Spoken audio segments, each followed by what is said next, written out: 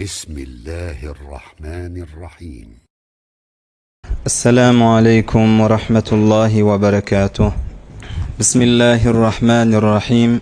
الحمد لله رب العالمين، وأفضل الصلاة وأتم التسليم على سيد المرسلين محمد المبعوث رحمة للعالمين، وعلى آله وصحبه أجمعين، وعلى من اتبعهم بإحسان إلى يوم الدين.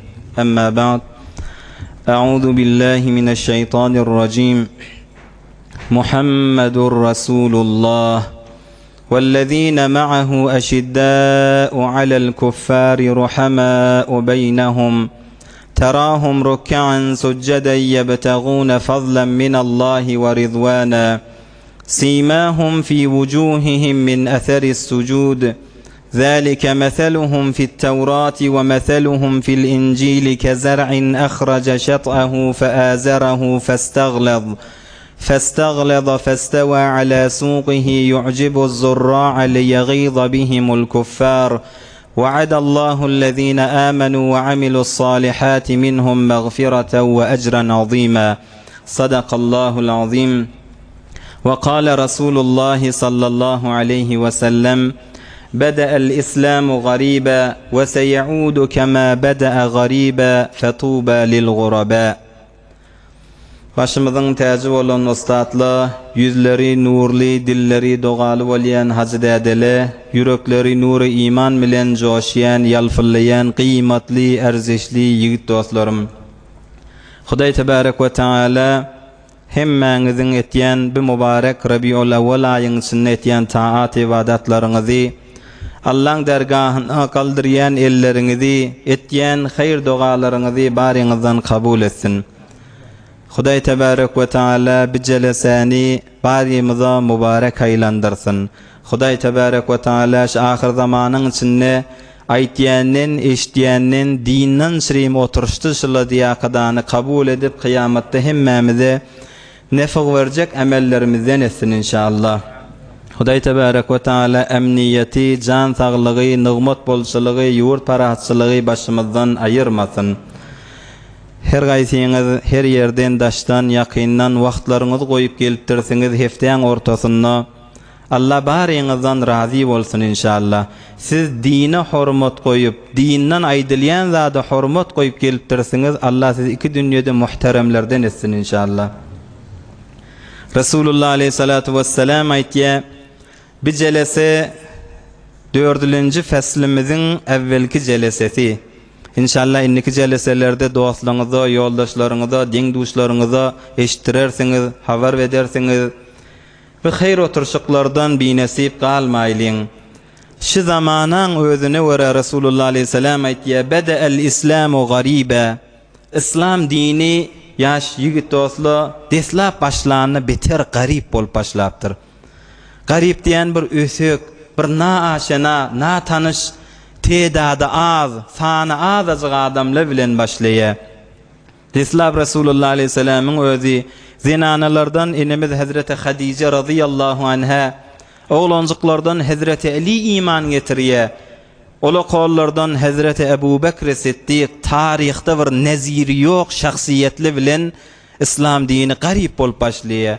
5. falan sahaba, 6. İbn Mesud radıyallahu, 7. Habbab ibn Aret ve şeyle sahabalan tani yekeden başlaya. İslam dini garip bol başladı diye İmam Müslim'in rivayetinde Resulullah aleyhisselam ve seyaudu kema bada'a garibe. Şu başlayışı yali İslam yine de bir zaman gelecek, işte içkine garip bol kalacak diptir. Sanları yine de belli adamlı görsen oturacaklı dinden süreyim. İslam'ı kaim tutyalle yine bellice tanlı tedatlı ol kalacak İslam deyip Resulullah aleyhisselam aytiye. Sanı köfelecek ha Müslümanların gen dataşı. San ken naşmat 2 milyar Müslüman mı? 2 milyar Müslüman mı? Ama İslam-ı vakii bizim aramızda 2 milyardın arasında kemrenk bolup hakiki İslam'a amel etmeklik azalıp var ya da. Ol Hazreti Ömer'in hilafet vaxtlarında, İslam ucunda vaxtında yerin yüzünde bir musulman zulmüne teginde olsa Hazreti Ömer min gıyşarıp rahat yatıp başarmayan diyen insan musulmanlığın sana azzaha imma İslam nagat garip bolupdur. Tedat kan molmokluğu bilen İslam'a hakiki amel etýärle az musulman dogollu. Hudaý tebarek we taala biz az bolsak da Allah biz şunu ayırmasın şundan inşallah.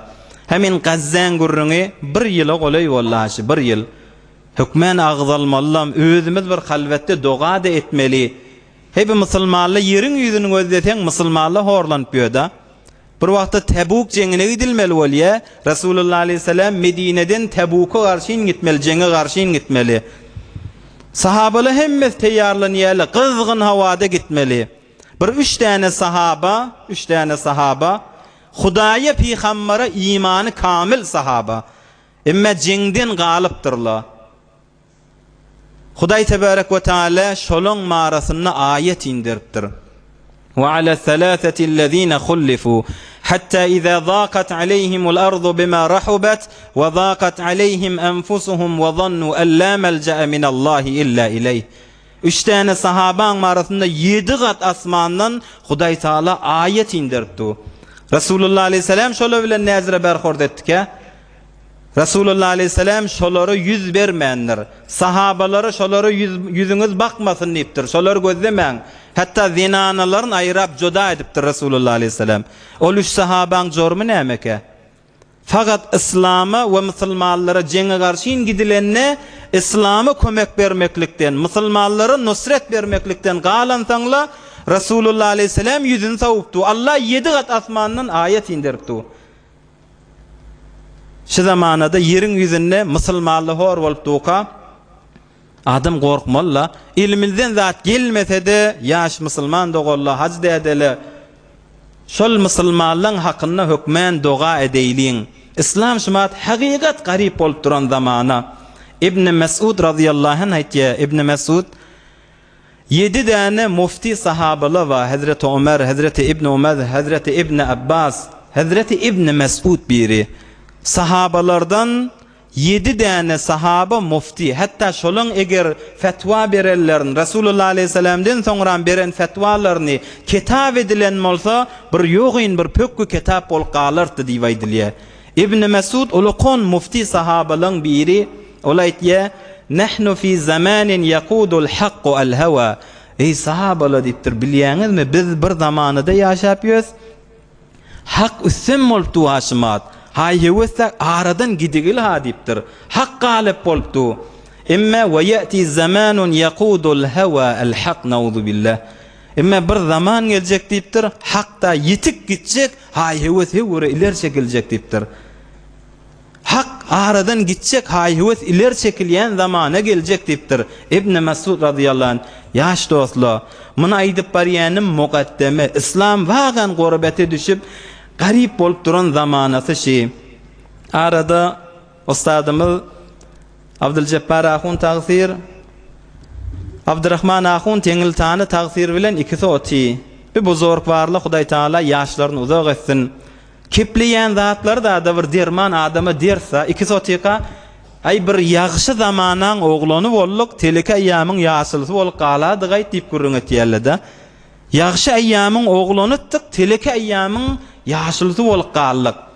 Näme diýmäne haklary bar. Ozal ýagşylygy görelle, muhabbeti görelle, süýjüligi görelle, edebi görelle. Indi bir zamanaň bolup barşyny bula gözler bilen görenseň bulan haklary bar. Hemme zat garlyp barýar bir-birine. Sen hemme zat jaýyndan üýtgäp barýar.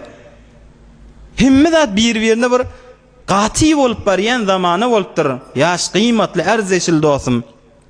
Ata et arslana ot dökülmeýär. Atyň öwüne et oklasaň iýmeýär. Arslanyň öwüne ot dökeniň bilen o da iýmeýär. Her zat öz jaýynda bolmaly. Emma bir jere zamana bolupdyr, her zat jaýyndan üýtgäp barýar. Bir ýaş oglanlaryň biri aýtdy, özüňiz ýaş klaslara gatnap duran oglana.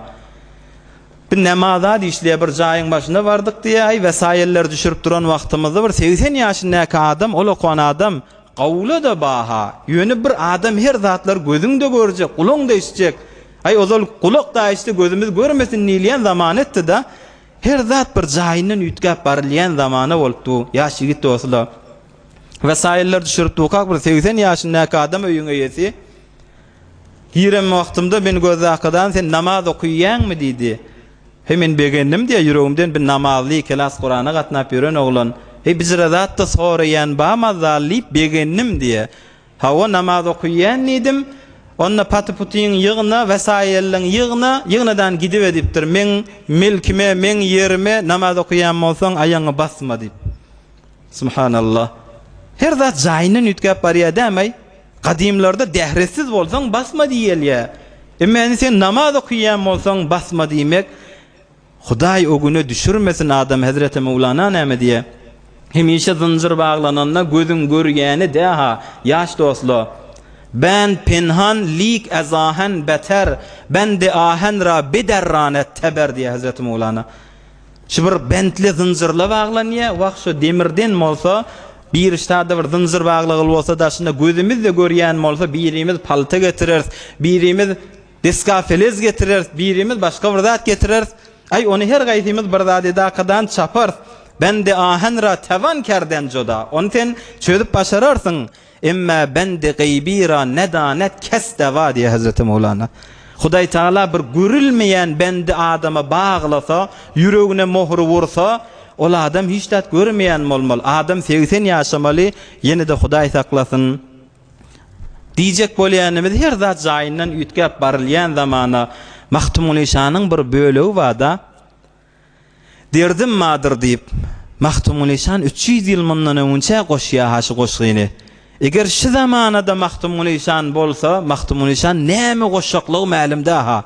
300 ýyl mundan öňçe derdim ma diýakadan Mahtumul İşanyň bir bölek goşgysy bar. O zamanada gowçylyk diýilýän zamana. Şu zamanany görse näme goşagy ma'lumda. Derdim madır diyarından, döwründen, hayır haýsy, ihsan haýsy bilinmez. Zalimlaryň cefasından, jewründen, İslam haýsy, iman haýsy bilinmez. Sohbetinde hak kelamyn söýlen ýok, meclisinde bir nasihat eýlen ýok. Halal haram fargyn bilip saýlan ýok. Suut haýsy, ziyan haýsy bilinmez. Halaýakda görelle ýok, görüm ýok. Baýlarynda sahavet ýok, berim ýok. Ayallarda uyut, gyza şerm ýok. Edep haýsy, erkan haýsy bilinmez. Mahtumul can mihmandır gewreleş. Mahtumul can mihmandır gewreleş. Yaxşa dost ýok, yaman bolsaň köp gardaş. Bir eýýamdyr baş ayaktır, ayak baş. Yaxşa haýsy, yaman haýsy bilinmez diýe Mahtumul İşan. 300 ýyl mundan öňçe yaxşy haýsy, yaman haýsy bilinmez. Bir zamananda görse näme goşaklygy ma'lumda. Hey din marada her zatlar diýilýän zamana bolupdyr. İslam nagat garyp bolupdyr. Din marada, Kur'an marada, ulemalar barada.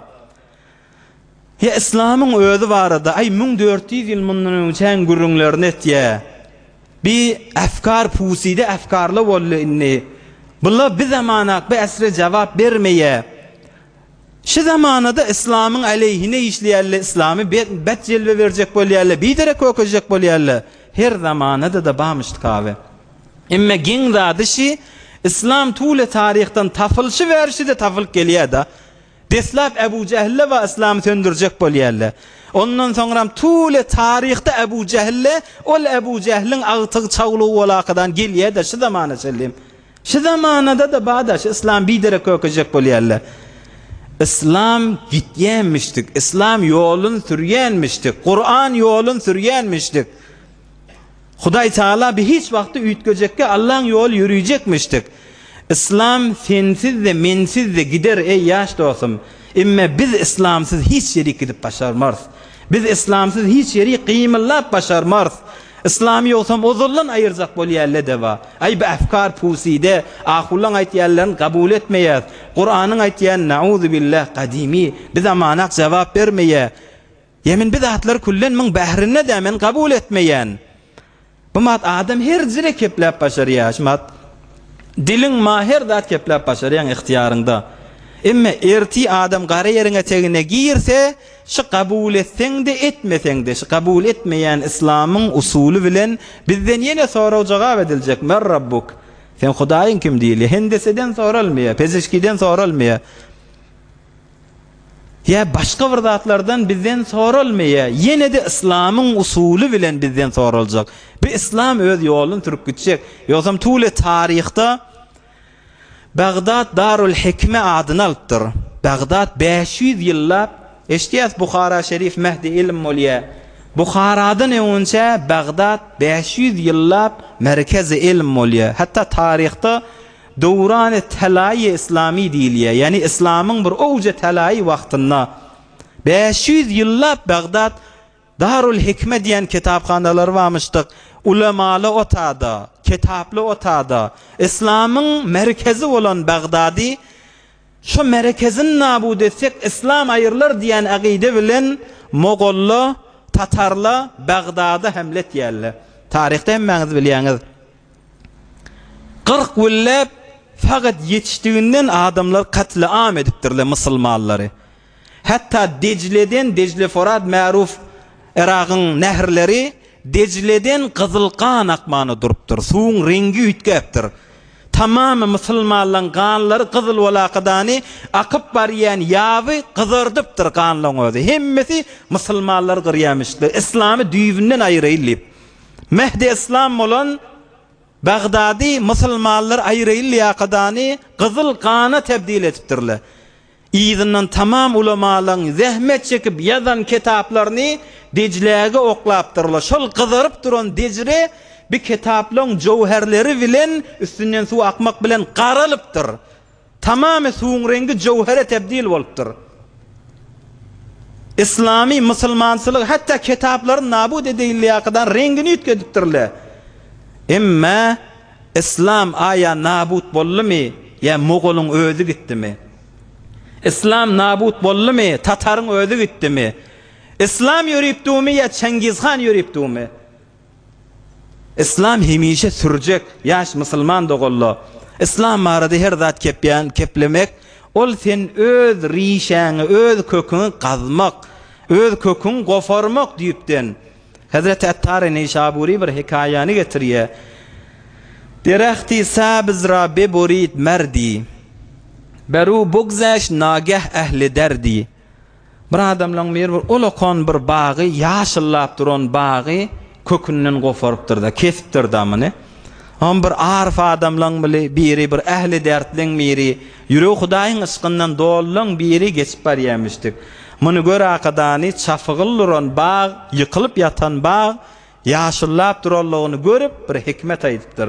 Şu zamana ağzını her zat kepleyen hevur havasımız cem olmalıdır yaş dostlar. Olay diptir.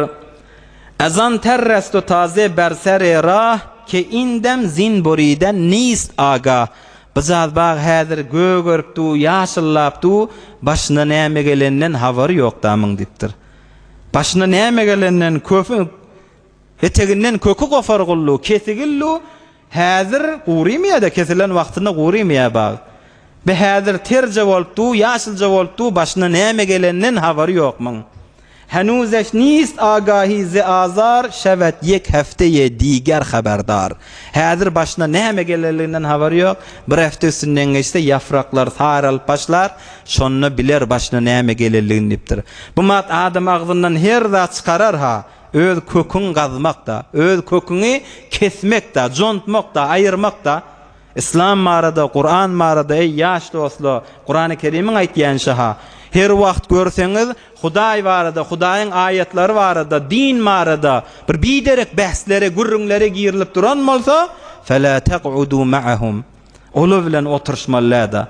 Ola bilen oturşmalar. Ol adamlar öz rişelerini, özleri kökünü gofaryp duran adamlar. İslam'ın garip bolup duran zamanasynda sahabalar sanlar billice sahaba olaqadany İslam'ı gurbetinden çıkarýarlar. 5, 6, 7, 8 şeýle sanlar artyp başlaýar. Resulullah aleyhissalatu vesselam'ın sahabalar diýilýär. Ey ýaş dostlar, 120 000 däne sahaba Resulullah aleyhissalam'ın mübarek ashabı olaqadan iman getiripdirdi. İslam deslap başlarına gurbeti bilen başlaýar. İmme tedad ashab-ı Nebi Resulullah aleyhisselam'ın sahabaları 120 min sahaba olupdur. Resulullah aleyhisselam dünyadan vefat edenne, mübarek amanat canın tevil verenne, Resulullah aleyhisselam dünyadan vefat edenne 114 min sahaba idinne ağlaq kalıptır. 120 min sahaba, 114 min sahaba kayda hayatlamıştık. Resulullah aleyhisselam'ın mübarek dünyadan vefat edildiğini 114 min sahaba şu azin çekiptirdi. İslam garip bolup başlıyor. Emma bir sahabalığın üstü bilen, hatta şu 120 min sahabala 10 min denesi Resulullah aleyhisselam vefat edenden sonra Medine'de galiye. Qalalları her gaysi bir yurtlara fıtrayarlı İslam'ı yayratmadan süreyim. Bir neses Türkmenistan'a gelipdir Hazreti Boreyde radıyallahu anh yali. Şu Türkmenistan'a Marikel akadani din tebliğ etmeden süreyim. Resulullah aleyhisselam'ın sahabaları fıtrayarlı. İmme bi ashab-ı Resulullah sallallahu aleyhi ve sellem İslam'ı garip vaktinde gurbetinden çıkarayan sahabalın her gaysi bir tarihte bizlere bir ders gurunları var. Her gaysının bir gen ibretli var bulan gurunlarında.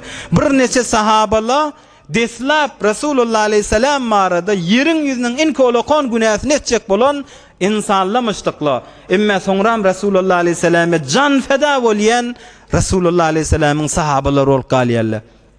Ol kon günah näme? Bir tofor sahabala hiç birimizin hatta hiyalımıza da gelmedik zat eden sahabala varmıştık. Sahati mukaddes Resulullah aleyhisselam mağarada. Ol kon günah näme? Şu Muhammed'i öldüreyli şu gurrunla tamam olsun diye adamla varmıştık. Aleyhi efdalus salatu vesselam. Ey Huday Teala bir adam hidayet edecek bolsa şundan anırda ol kon zat bağmay. Hey bir yatacak bolamızda Resulullah aleyhisselam'ın ışkı bilen salavat edip yatıyaz. Turamızda Resulullah aleyhisselam'ın ışkı bilen yediyaz. Huday Teala inşallah hemmemiz rahmetine duş eder. Kıyamatta Resulullah aleyhisselam'ın şefaatine nail eder inşallah. Çon be erhamur rahimin olan Allah Resulullah aleyhisselam öldürüyen adamları İslam nuru bilen hidayetlandırıp Hazreti Ömer hemmeniz biliyeniz öyünden çıkan vaktinde kılıcını çıkarıp gittiye elini alıp şu Mekke'de men Muhammed'i öldürüyin aleyhissalatu vesselam şu gurrunlu tamam olsun. Doğan ayırdı. Taifan bir yerine düşürdü. Şu gurrunlu tamam olsun deyip bariyen Hazreti Ömer Huday Teala yüreğine iman koyuyor Resulullah aleyhisselam'ın yanındaki veziret koyuyor. Hazreti Halid ibn Velid Uhud cenginde Resulullah aleyhisselam'ın başına nemeler getiriyor. Taktik cengisi bilen. Ama sonra İslam nuru bilen hidayetlanıyor. Ey be Huday Teala men günah etyen deyip de adam hiç umidini üzmellaha. Şeytan adamın umidini üzdüryendir yaş. Kıymetli yigit dostlar. Huday Teala şu sahabalar iman nuru bilen, İslam nuru bilen yüreklerini yalfıllatyan Allah seni men de yüreğimi Resulullah'ın ışkı bilen yalfıllatacaktır ha. Şeytanın ettiryen işi, şeytan bir oyunu hevori ökte şeytanın. Deslava diye ay sen günah et da bir gedek günah edenin bile näme tövbe edersin diye. Adam günah varandan sonra näme diye. İnni tövbe edersin diyen ozal şeytan inni sana tövbe ettirecekkä bolýar da. Sen ne yüz bilen Hudaýa yüzlenmeli. Sen bir günahın bilen näzire elin açmaly. İnni sen tövbeden alık galýa. Eger şu tövbe etmeden bir wagtda utanyp men ne yüz bilen Hudaýa elim açyp yalvarmaly diýseň, şo yüreğine gelse bil şeytandan geldi daşa. Şon şeytanyň oyunu şo. Deslap günah et diye tövbe edersin. Adam günah barandan sonra da sen ne yüz bilen tövbe etmeli. Sen bu olokon günahın bilen deyip sen tövbeden alık galjak bolýar. Emma Hudaý Teala te gün batyan yerinden doğuyança canın gargara gelýänçe Hudaý Teala tövban gapsyny açyp goýupdyrdy. Resulullah aleyhisselam'ın başına nämeler getirecek bolýarlary İslam'ın nuru bilen yüreklerini yalfıllatyan Allah. Hazreti Malik Dinar Kuddise sirruh yaşayan yerine bir goňşusy varmışdyk hemsaýasy. Bir ýaş oglan beter fasyk, günahın içinde mortekep bolup ýören, ağzın haramdan saklamayan bir bellinin bir ýaş oglan fasyk oglanmamışdyk. Hazreti Malik Dinara hemsaýalar gelipdir, mahallan adamlary gelipdir. Ey Malik dinar sen şuna bir aýtdy diýsene. Bize gajidyk şundan müň etýän işi Hudaýyň gaharyny biz de galamaýly müň üstü bilen sen bir aýtdy diýşiňe diýipdirler. Hazreti Malik dinar barıpdyr oň gaftyna. Ýaş oglan fiskyň içinde, günäň içinde çümp ýören ýaş oglanmyşdyk. Gafyň agyna gelýär. Hazreti Malik dinar aýdypdyr. Owa senden şaki.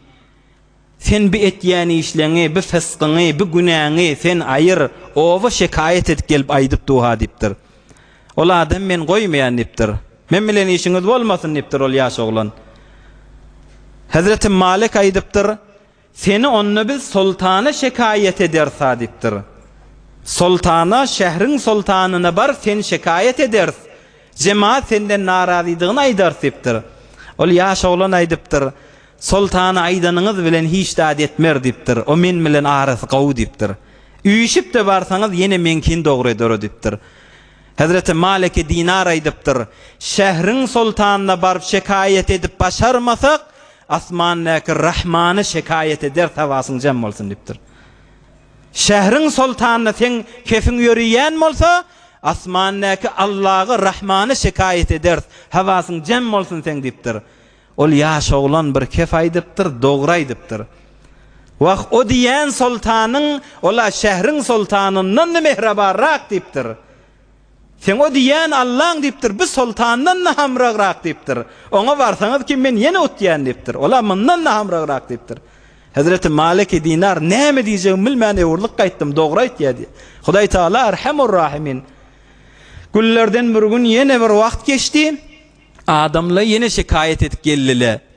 Men ýene de bardym, inni gahar bilen urak gitdim. Ay şunu bir edep edeýin diýakadan bar ýetdim. Şu gafdan çykdym, bir ses eşitdim. Ey Malik dinar, biziň dostumuz bilen işiň bolmasyn diýakadan bir ses geldi. Ey subhanallah, Malik dinar şu kefeşdi ha. Ey Hudaýa, biz jawan oglanyň näme ýagdaýy bolmaly? Bar ýa gafyn kakka ýanky jawan oglan, ýaş oglan çykýa.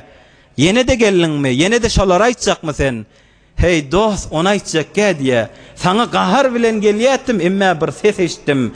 Biziň dostumyza degme diýip bir ses eşitdim diýe. Yankı jawan oglan şunu eşitenden soňra gözlerine ýaş gelakadan ýüregi ençek bir zat bilen Hudaýa öwürlip tawba edip ola kon bir arif ewliýalardan bolýar. Hazreti Malik dinar aýtdy, arada bir haja gidemde biz owadan soňra gitdi o. Arada bir haja baramda guripdir, ibadete, riyazete meşgul olup, şo taada men gören wagtynda ýanyma gelli, ýanyna sataşyp duran wagtymda biziň dostumuz diýen Allahy men barýan diýip jan berdi. Biziň dostumuz diýen Allaha men şoňa garşyn barýan diýakadan ýanymda jan berdi. Bu Hudaý nagat Erhamur Rahimin mysdyk. Ey ýaş dostlar, hes sahabalar şo durşy bizlere ders, bäzileriniň eden işleri ulukon günäge murtakip bolmaklyklar bilen Rasulullah aleyhisselam öldürmeklige cesaret etmek bilen ýene Allah nuru iman bilen bilan yüreklerini ýalfyllatdy. Şu zamanada sahabalar İslam'ı gurbetinden çıkaran bolsa, şu zamanada da Hazreti Hamzele gerek. Şu zamanada da şol sahabalar ýal daýaw yigit oglanlar gerek ýaş dostlar.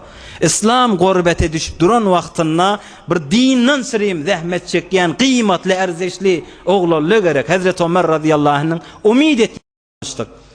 Temennew diýipdir Hazreti Ömer bir wagt, arzu edin diýipdir. Ay bir aýtdyr şu haýat şodur şu altyn gyzyl bolsa Allah ýoluna seçsem diýipdir. Men diýänim aýtmadyň diýipdir. O bir falan zat, o bir falan zat. Ay hiç gaýtýyňyz men diýänim aýtmadyňyz diýipdir Hazreti Ömer. Onu sen islegiň näme ey Emirul Müminin? Waq men arzu etýän diýipdir bir haýat bolsa, şodur şu içinde Sa'd ibn Muadly ýaly, Muad ibn Jebel ýaly, Hazreti Ebu Ubeyde ýaly, ilmaýetik, jengawer, Kudüs'ü fethetjek insanlardan dolu bolsetdi. Her gaýsyny istifade edip falan ýerik iyi vermeli bolsa iyi versetdim diýipdir.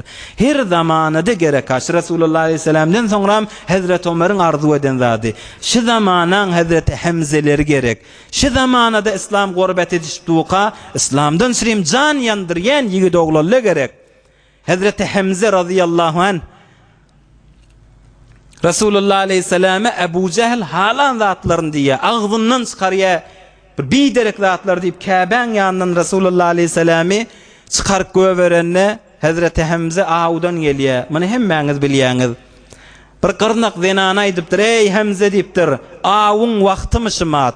Ebu Cehl sen doğan oğlanın Muhammed barada nämeler diýdi agzyndan çıkarıp. Sen nirde gezipýöň, sen näme edipýöň? Hi Muhammed'in eýesi ýokmy? Nämeler diýdi deyipdir. Hazreti Hamza radıyallahu anh Resulullah aleyhisselam'a karşıyın Mariye. Ey doğan oğlanım, ey Muhammed, Ebu Cehl sen mağarada nämeler deydi. Bir nağız şu zamana gerek görürün. Şu zamanada Ebu Cehl kaygırman Resulullah aleyhisselam'a her zatlar diýen bolsa, şu zamanada da Ebu Cehil'le sahati mukaddes Resulullah aleyhisselam mağarada her zatlar diýmeýärlimi? Din mağarada her zatlar diýmeýärlimi? Şu zamanan Ebu Cehiller da şu. O zamanada Hazreti Hamza önüne durýan bolsa, şu zamanada dinle süreyim Hamza'le gerek ha. Ey Muhammed, Ebu Cehl sen mağarada näme diýdi? Resulullah aleyhisselam narahat bolup bir yerde otynmyşdyk. Peygamberimiz aleyhissalatu vesselam aýdypdyr: "Ya ammi, da'mal la abala, da'mal la ummala, da'mal la qarabata."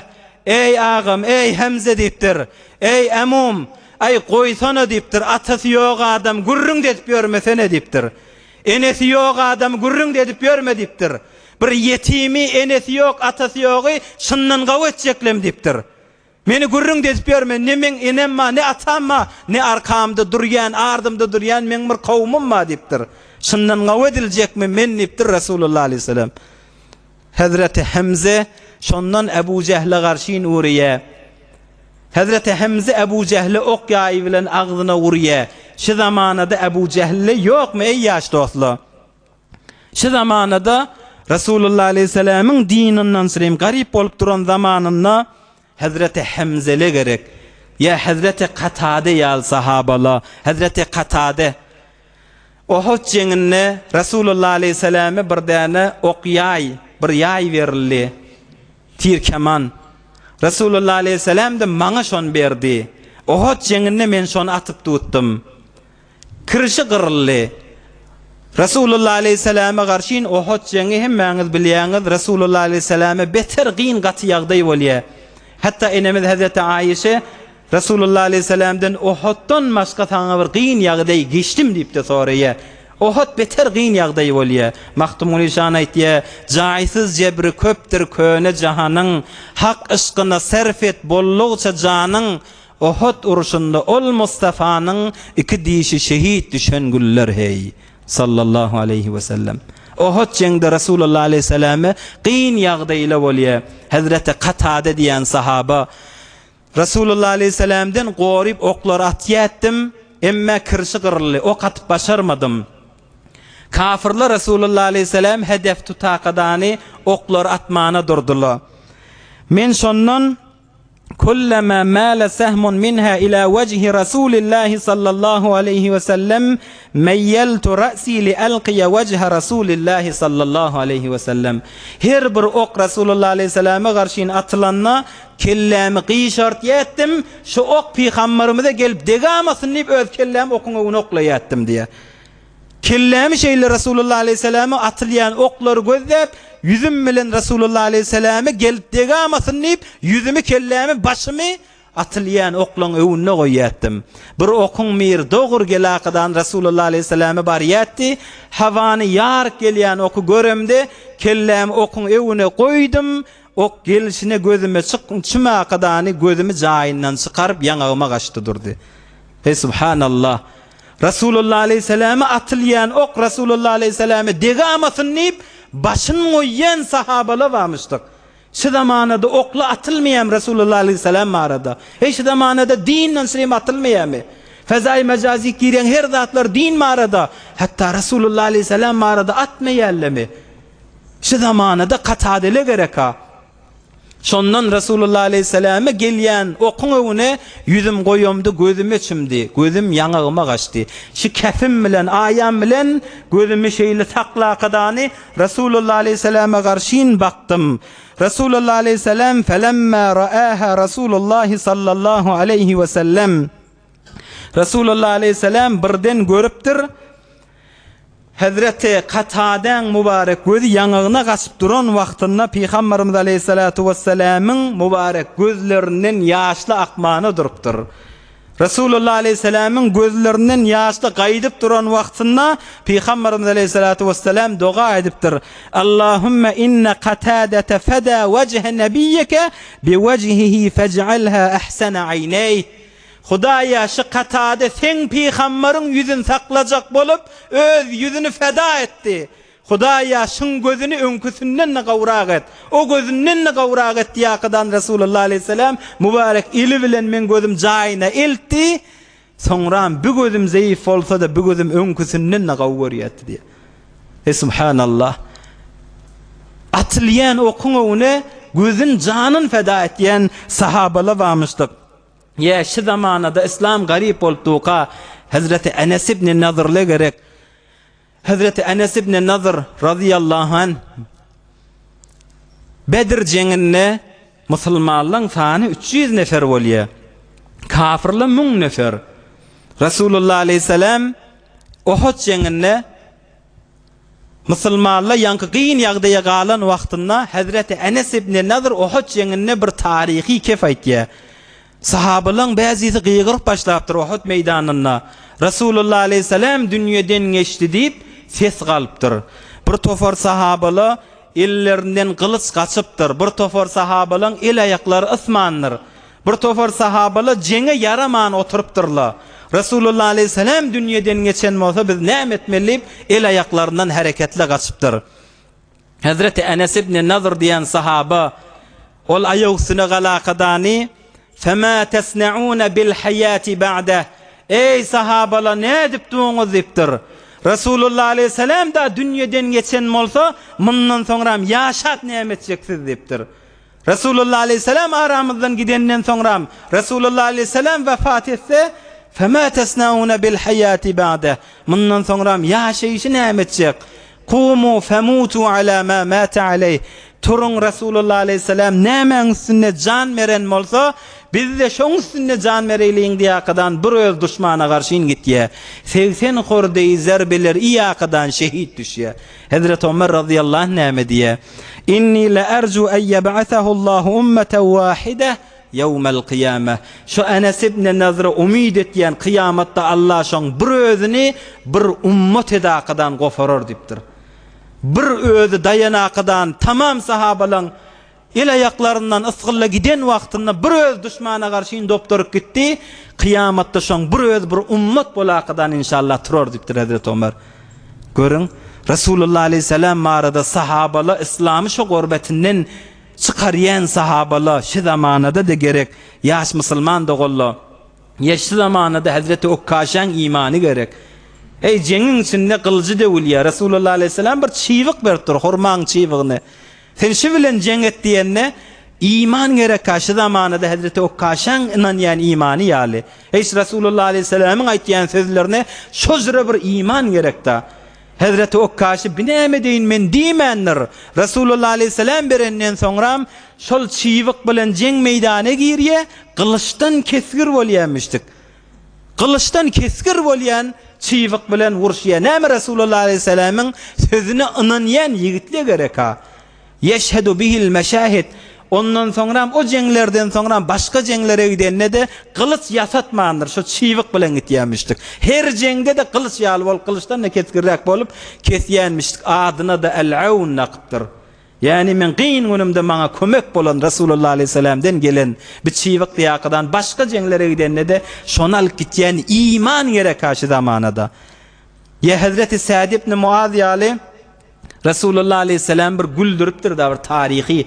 Bu gürrüňler aýtýanymdan ýaç kıymatly dostlar.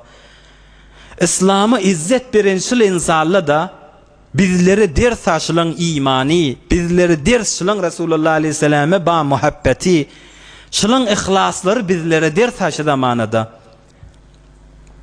Hazreti Sa'd ibn Muaz radıyallahu anh Resulullah aleyhisselam Bedir jenginde musulmanlaryň sany az 300 kafirler 1000 nefer bolduqa Resulullah aleyhisselam meşveret alýan bolmaly, kafirler kän boldy, biz az boldy diýip öwre aýdypdyr. Hazreti Sa'd ibn Muaz aýtdyr: "Ya Resulullah, Sen biz Medineli sahabalı olansan, sen biz Medineli sahabalardan çekinýän nädirsiň ya Resulallah? Bizim sanymyz az bolup, biz ýyzymize gaýdarmyka diýen nädirsiň ya Resulallah? Sen bize haky tanıtdyň. Biz haky sen üstüň bilen tanydyk. Biz Allah'ny sen üstüň bilen tanydyk.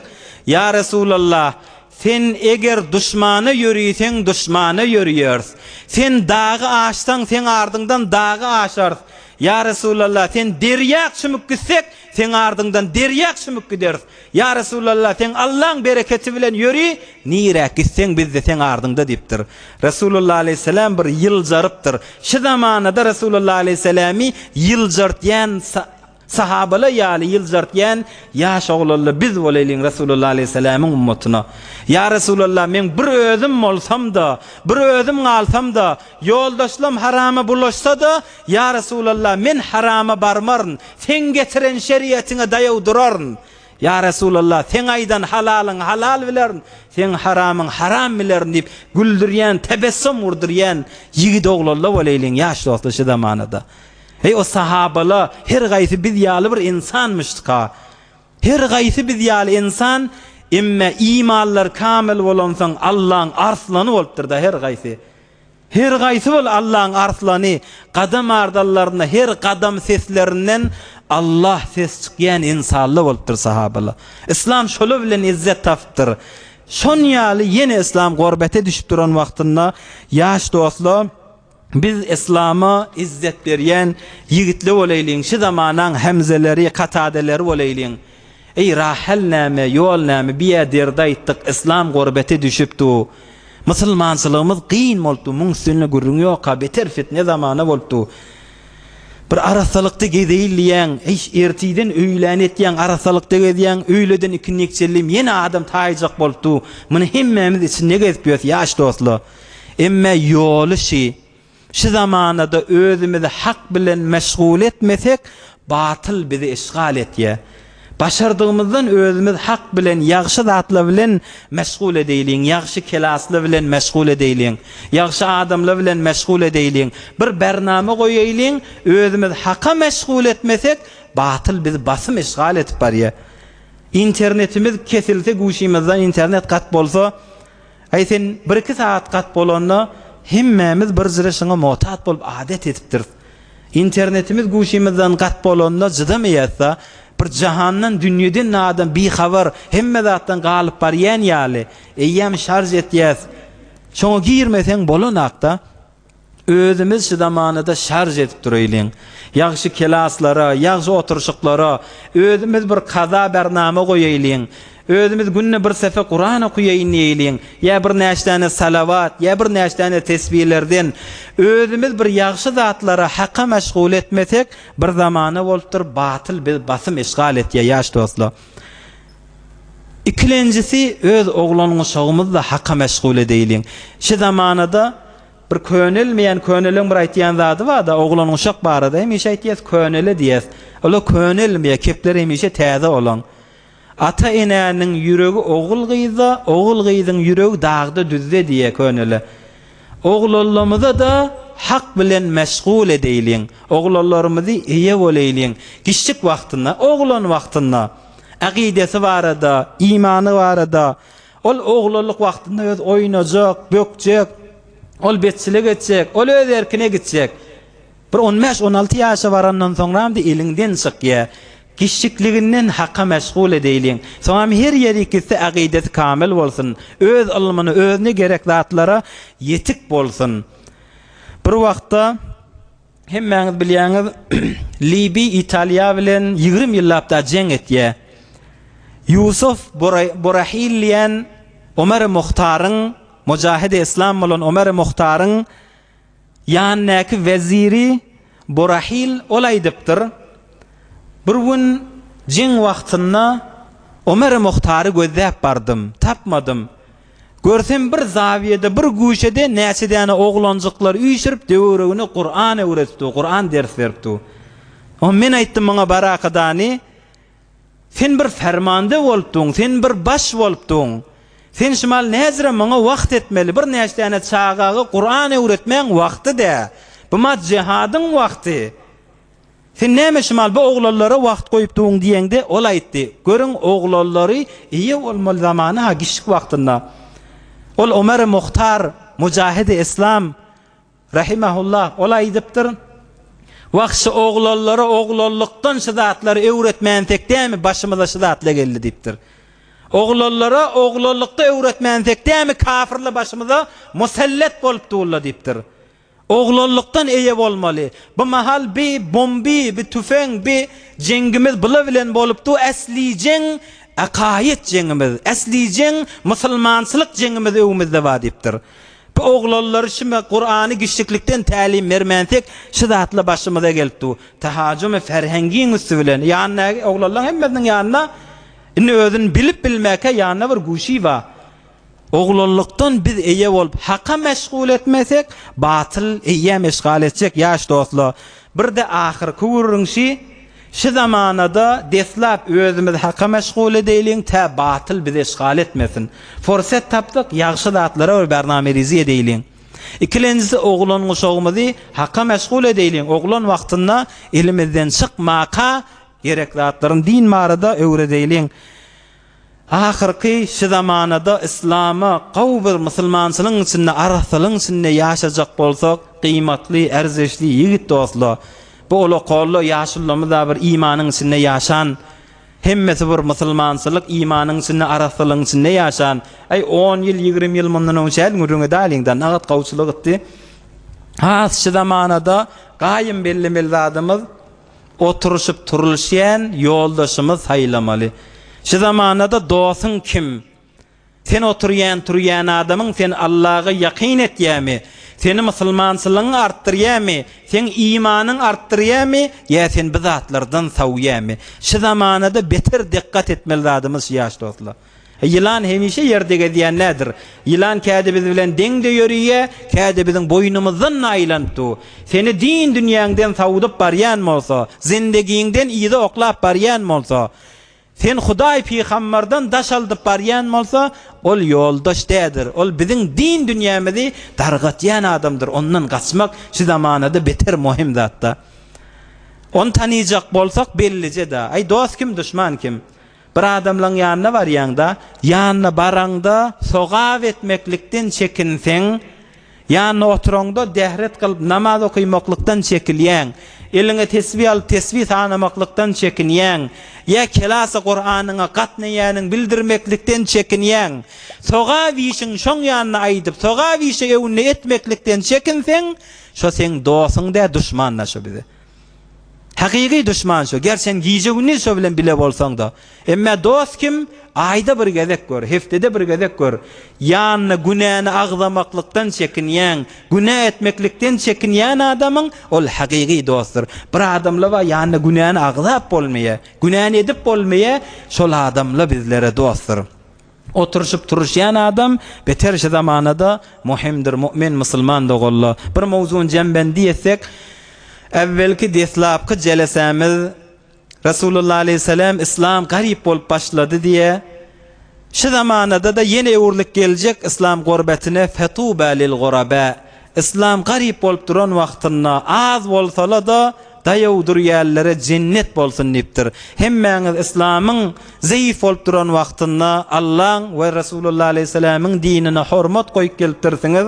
Allah hemmeňize şo Resulullah aleyhisselamyň beren wa'desini içerlemiz bilen bile hemmeňize cennet nesip etsin inşallah.